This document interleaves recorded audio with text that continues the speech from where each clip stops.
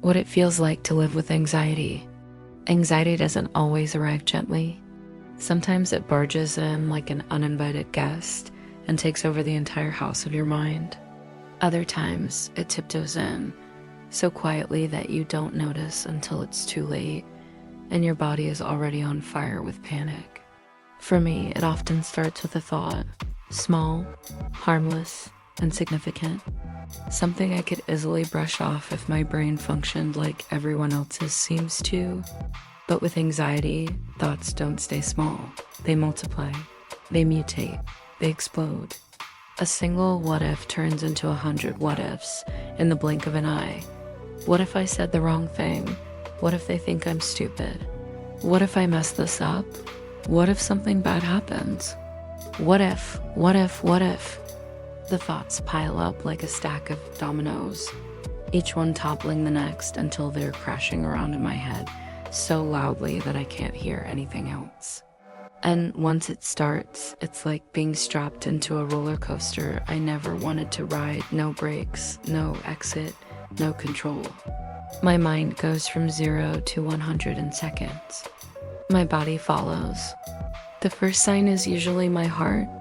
It begins to race, thudding so hard against my chest that I swear other people must hear it too.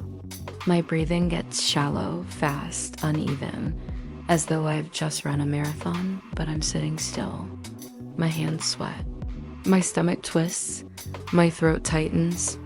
My mind screams, something's wrong, even when I know, logically, that nothing is.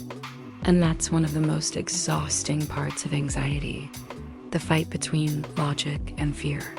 A quiet voice tells me, you're fine, nothing is happening, you're safe.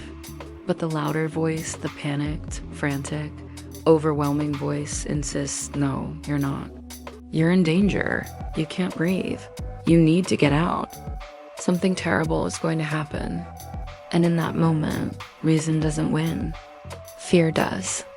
People sometimes think anxiety is just being nervous or overthinking.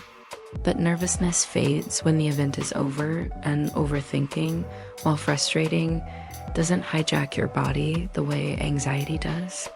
Anxiety is your brain pulling the fire alarm when there's no fire. Your heart races, your body prepares for battle. Your thoughts scatter like wild horses, and you're left trying to function in a world that demands calm while your body screams chaos. It makes the simplest things feel impossible. A phone call, driving somewhere new, meeting someone, walking into a crowded room. Tasks other people breeze through leave me mentally shredded, because for me, it's not just a phone call. It's a battlefield of rehearsed words, rapid heartbeats, sweaty palms, and the fear of saying the wrong thing. It is not just walking into a room, it's walking into a minefield where every step feels dangerous, where every glance feels like judgment, where every move feels magnified. And then there's the spiral.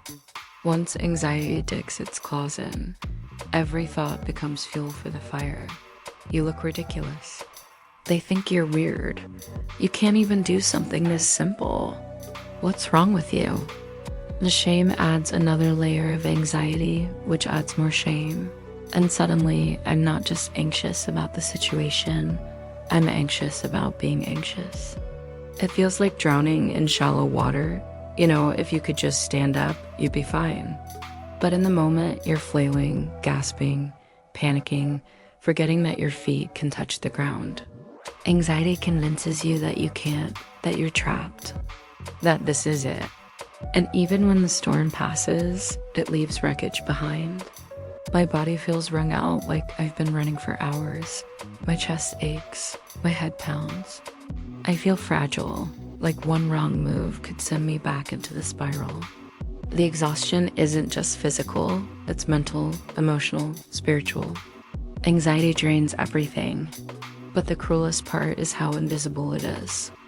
On the outside, I might look fine, smiling, talking, functioning. Inside, it's chaos. People see calm when I feel like I'm breaking. They hear words when I hear only the roar of my thoughts. They think I'm okay when I'm holding myself together with invisible tape. And so I've learned to cope. Not perfectly, not gracefully, but in ways that keep me moving. Sometimes it's breathing slow, deliberate, even when it feels impossible.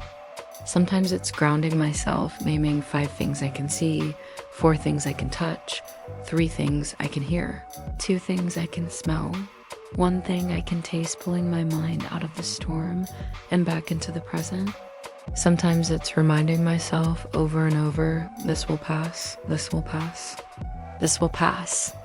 Other times I don't cope so well. I cancel plans. I withdraw. I avoid.